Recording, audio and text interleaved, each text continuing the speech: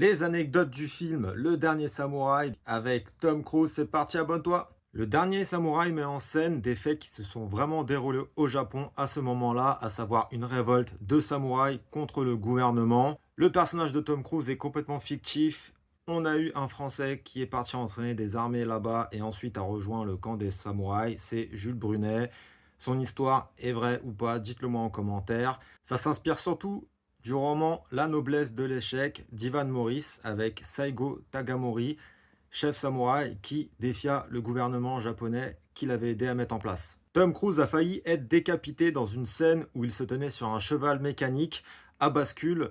Celui-ci, au bout du troisième ou quatrième essai, n'a pas basculé en arrière, ce qui fait que la lame du cascadeur qui venait en face s'est arrêtée à ça de la tête de Tom Cruise. Pour les besoins de son personnage, Tom Cruise a subi un entraînement intensif d'1 an avec des arts martiaux, des maniements d'armes, de la souplesse, du yoga. Il arrivait même quelques heures avant le début du tournage pour rester dans son personnage. Au total, il a pris 12 kilos de muscles et il a appris à manier 2 armes, 2 épées à la fois.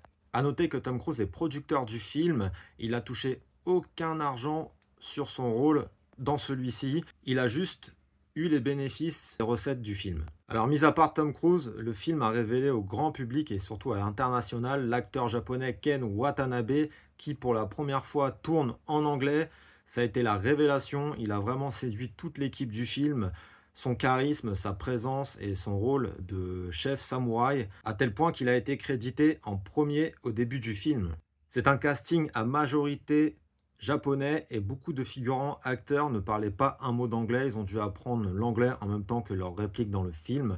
L'actrice principale qui campe la femme avec les 2 enfants ne savait même pas parler anglais. Elle a dû apprendre sur le tournage aussi. Et Tom Cruise a dû communiquer avec les enfants avec des dessins. Les costumes ont été réalisés par la chef costumière de la trilogie Le Seigneur des Anneaux.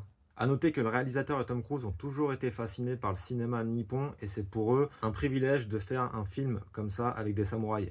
Le film a été tourné pour la première fois dans un petit village rural de Himeji, autour d'un monastère vieux de plus de 2000 ans. Voilà, c'était quelques anecdotes sur le film Le Dernier Samouraï. C'est peut-être dans mon top 10 des meilleurs films.